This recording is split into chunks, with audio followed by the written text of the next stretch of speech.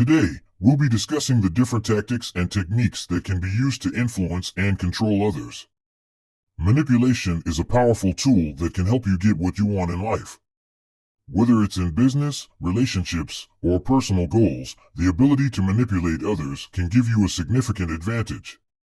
We'll be exploring the basics of manipulation and understanding the tactics that are commonly used. Manipulation involves understanding human psychology and knowing how to use it to your advantage. The most effective manipulation tactics are often subtle, and the person being manipulated is not even aware that it's happening. Here are some of the most commonly used tactics. 1. Flattery. Flattery involves complimenting someone to make them feel good about themselves. It's an effective way to build trust and rapport with someone. By making them feel good, they're more likely to do what you want them to do. The psychology of flattery. Flattery is more than just empty compliments.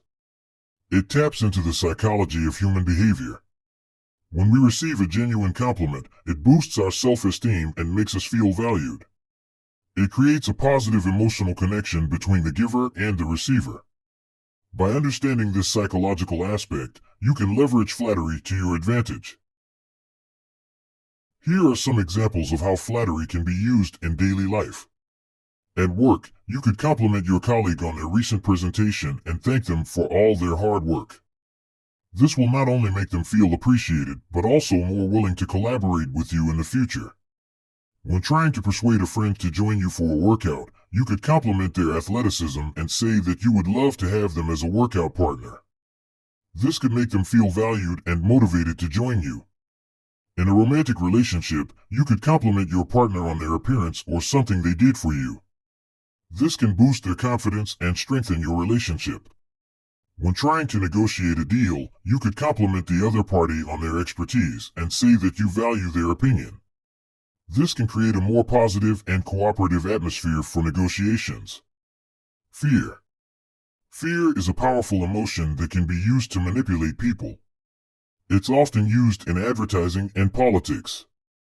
By creating a sense of fear, you can get someone to do what you want them to do in order to feel safe or protected. Fear can be used to manipulate people in many ways, such as 1. Making people feel like they are in danger. This is a common tactic used in advertising. By making people feel like they are in danger, you can get them to buy a product that promises to keep them safe. 2. Creating a sense of urgency. By creating a sense of urgency, you can get people to act quickly without thinking things through. This is often used in sales tactics, such as limited time offers or flash sales. 3. Playing on people's insecurities. By highlighting people's insecurities, you can create a sense of fear that they won't be able to overcome them. This can be used to sell products that promise to fix these insecurities. 4. Using the fear of missing out. This tactic, also known as FOMO, involves making people feel like they're missing out on something important if they don't take action. This can be used to get people to buy a product or attend an event. If you want your girl to stay loyal, make her fear that you'll cheat on her. Tell her stories about all the girls that throw themselves at you and how hard it is to resist them. She'll be too scared to even look at another guy. Want to get a promotion at work? Spread rumors about your coworkers and make your boss fear that they're trying to sabotage the company. Then, come in and save the day by offering your services as a team player. Your boss will be so grateful that they'll have no choice but to promote you. Need to borrow some money from your friend? Tell them that you owe some dangerous people a lot of money and that they're coming after you. Make them fear for your safety and they'll be more likely to lend you the cash. Trying to get out of a speeding ticket? Make the cop fear that you'll sue him for racial discrimination. Tell him that you have connections in high places and that you won't hesitate to use them. He'll be so scared of getting in trouble that he'll let you off the hook. Guilt tripping. This tactic involves making someone feel guilty for not doing what you want them to do. By playing on their emotions, you can get them to do what you want them to do out of a sense of obligation.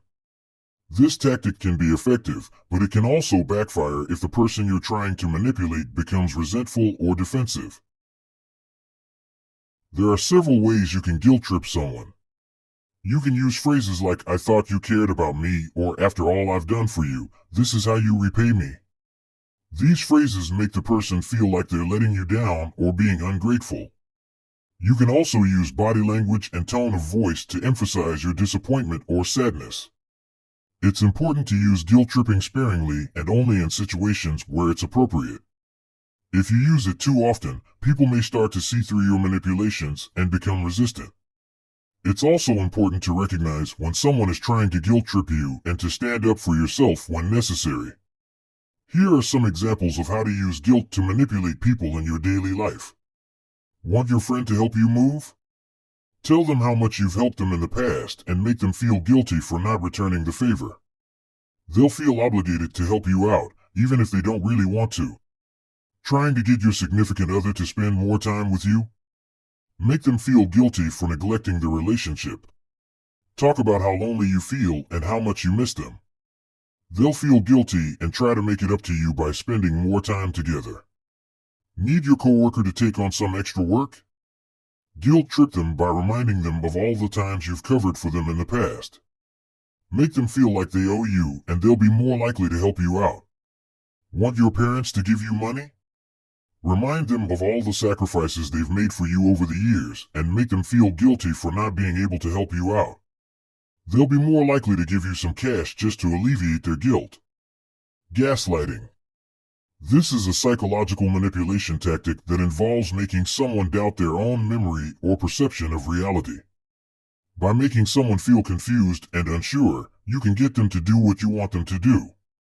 This tactic can be particularly insidious because the person being manipulated may not even be aware that they are being manipulated. It can be especially effective because the person being manipulated may not even be aware of what's happening. To gaslight someone, you might deny something you said or did, even though the other person knows it's true, tell someone they're crazy or that they're imagining things, twist their words and make it seem like they said something they didn't, use selective memory to make it seem like something happened differently than it did. Want your roommate to take care of all the chores? Start by subtly moving their stuff around and then act innocent when they can't find something. Keep doing it and make them doubt their memory and sanity. Eventually, they'll be so confused and unsure that they'll do whatever you ask just to maintain some sense of control. Need to get out of a commitment? Begin by questioning the other person's recollection of the agreement. Act like they must have misunderstood or misremembered. Plant seeds of doubt in their mind until they question their own memory. They'll eventually back down and you'll be off the hook. Trying to control your partner's behavior? Manipulate their perception of events by constantly contradicting their recollection of conversations or events. Make them feel like they can't trust their own memory. They'll become dependent on your version of reality and do whatever you say just to avoid the confusion and doubt. Need to get ahead at work? Gaslight your colleagues by subtly changing details in reports or meetings and then acting like they must be mistaken. Make them doubt their own understanding and competence. They'll become more reliant on your guidance, giving you an edge.